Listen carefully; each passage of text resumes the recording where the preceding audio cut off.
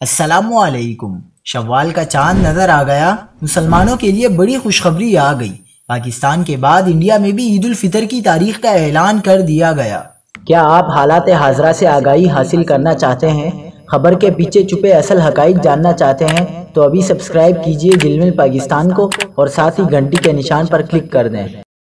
آپ کو بتاتے چلیں کہ پاکستان اور انڈیا میں ایک ہی دن عید الفطر ہوگی، بڑا اعلان کر دیا گیا۔